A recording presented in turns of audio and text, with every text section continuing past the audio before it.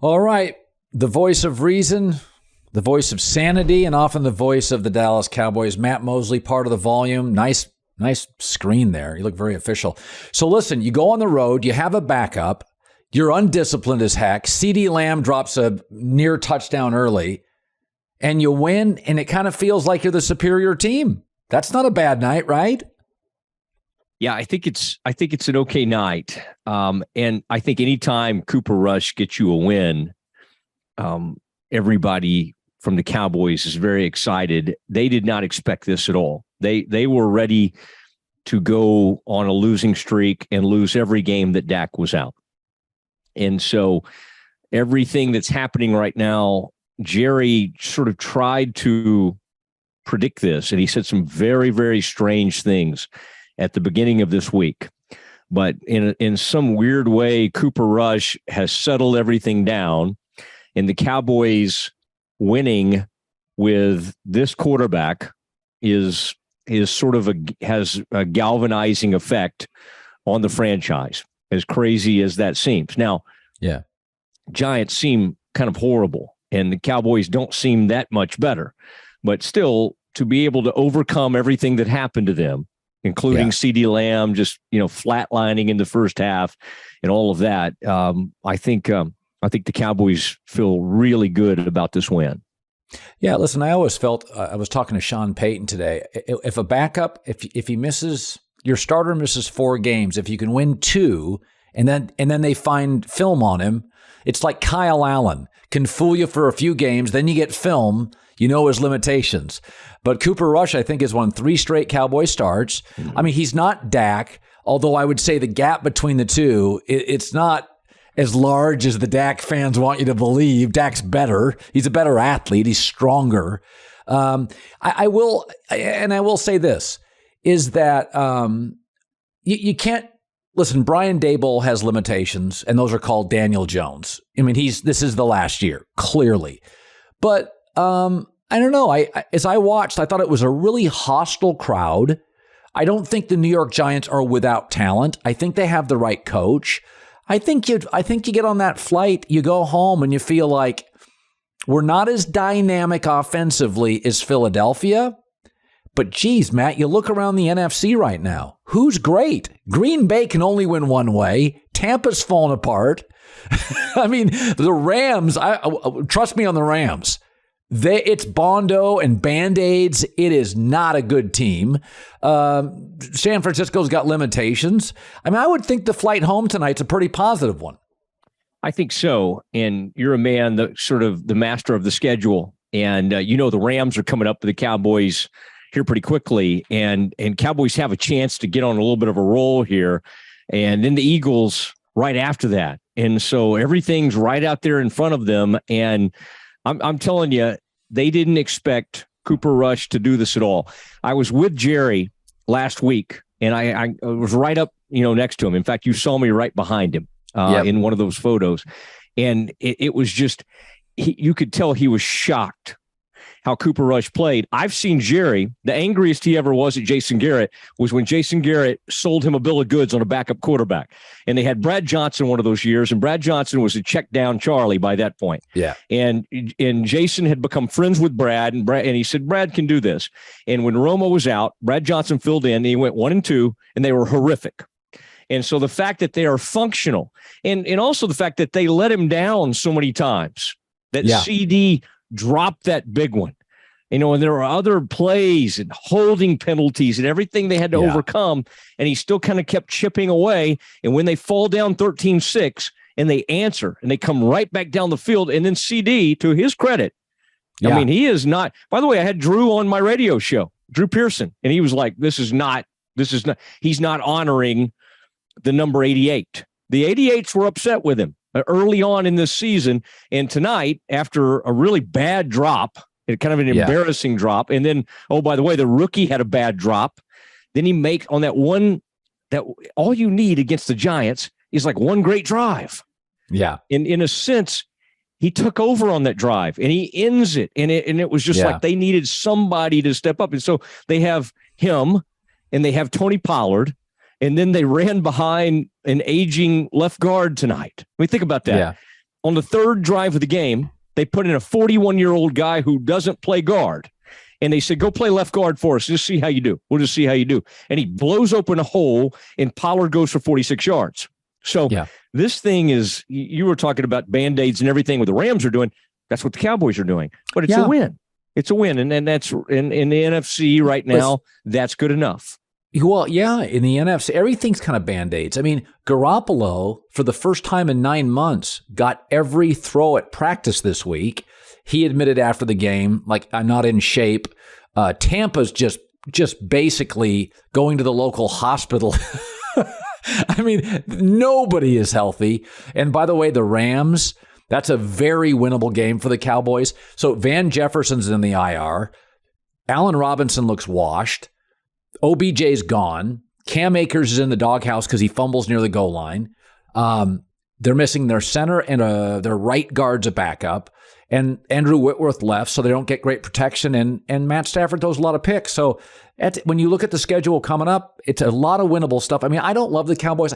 The way I look at Dallas is, I know the undoing is obvious.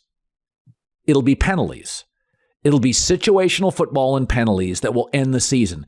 It's not necessarily talent. Like, they're not as talented as the Niners. That is indisputable. After that, if everybody's healthy, they got 5 or 6 elite players. They're not the Niners. Other than that, maybe Philadelphia, I'm underserving here, but I just look at this team and I think every time I watch them, they're painfully undisciplined. I think that's fair. I think you also have to remember Michael Gallup is returning next week. I mean, I think that really helps the offense. The discipline stuff's not going to go away. I mean, that's sort of sadly what Mike McCarthy brings to the table. But now, and again, some of that we can't just blame on him. On the defensive side of the ball, we go crazy about Dan Quinn, and there were calls on the defensive side of the ball, whether it be holding, whether it was after the whistle stuff that was going on, even though some of that stuff was ridiculous. But the best news for the Cowboys is Micah Parsons was not himself. He showed up at the game with a bunch of Pedialyte, which we've all had to use at some point. In his case, he needed it for some illness. And DeMarcus Lawrence, who were kind of like, played great. Yeah, what's DeMarcus done recently? 3 sacks, constant. Dorrance Armstrong, everybody else lifted this player up, this great NFL player who was not himself tonight. And how many Daniel Jones, how many pressures they end up with? 24 pressures? Over in the 20s, yeah. No, I mean, again, Micah was sick. Backup, lots of penalties, a CeeDee Lamb drop, and I really felt in the last 10 minutes of the game, Dallas was the better team. If you're the New York Giants, because I really like Brian Daboll, they got to draft a quarterback. Clearly, outside of left tackle, their offensive line is still a massive problem. Kenny Golladay is stealing a paycheck. Not to have any sympathy for the Giants. I thought the crowd was also really loud tonight. I thought it was a really hostile environment. But when you look at the Giants, and I do think sometimes, I think, in college, if you get the right coach in the transfer portal, you can get good really fast. In the NFL, there are limitations because it's such a quarterback lead. Here's the good news for the Cowboys. There's 2 quarterbacks in this division, Jalen Hurts and Dak, that are franchise quarterbacks. Wentz, I think, is washed, and Daniel Jones is done. So, I mean, like, the horizon, I think Dallas is too insular, but I really think with Gallup coming back, I think people in Dallas Cowboy fans, there's a little playoff vibe to them. They may be falling apart, so is everybody else in the NFC. Well, always the good news for any NFL team is when the Commanders are coming to town. And that's happening next week. And you go to 3-1, and everything we know about the NFL, we're having to kind of rethink. I mean, when you see the Dolphins jump out to a 3-0, start, you got to have to kind of think, okay, these are different times. We've been trained to think of teams like the Patriots over the years. They're not the same, and they're not going to be anywhere close to the playoffs for another season. The Cowboys in the NFC East can always be hanging around. I'm not, Jason Garrett came on the other night and said he thinks the Eagles are the best team in football. I like Jalen Hurts. Watched him play for a long time, both at Oklahoma and Alabama. And I think he is a fun player because he can do so many things on the move. Do I think over the course of a season he can keep this up? I do not. I really don't. Right. They have really good weapons and they have really good defenders. I'm just saying I base it more on his whole body of work. I mean, there's a reason he transferred. There's a reason, everybody was winning the Heisman there. He was okay. He was pretty good at Oklahoma. He wasn't great. And I have a really hard time thinking he's just going to do this the rest of the season. So the Cowboys right now are just kind of holding the fort with Cooper Rush. And I think when you do something like that, it can have an impact on the whole team. And the thing that Cooper Rush won't do is like make these back-breaking mistakes. Like Daniel Jones, even how many years is this? 6 or 7 years? At some point he's going to, like with a minute 50, if Aaron Rodgers has the ball or Brady or really, all these young quarterbacks, you're like, they got a chance. They got a chance. I mean, did you think they had a chance with him? Well, Daniel Jones is the classic. If the pocket is clean and he has time to set up and throw, he's generally okay. But that's the description of a backup. The description of a starter is he can overcome a muddy pocket. If the play breaks down, he's special. Here's the other thing, what's happening in the league, and Matt, I talk about it all the time.